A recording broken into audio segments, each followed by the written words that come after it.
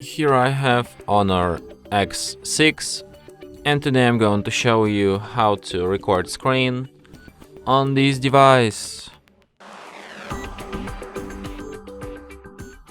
So to do this, firstly you have to go to the upper bar, and here you can find the button Screen Recorder. So by tapping on it once, recording starts immediately. So here you just can record your screen, anything you want to capture. Here you can also switch microphone.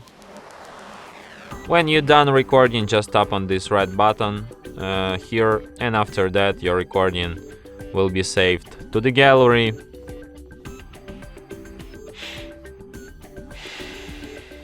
To the album called Videos, and also to the album called Screenshots.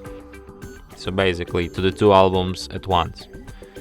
And from here you can share, favorite, edit or delete your recording, and also perform some other options from this list. And that's it. Thanks for watching. If you find this tutorial useful, don't forget to hit that like button and subscribe to our channel.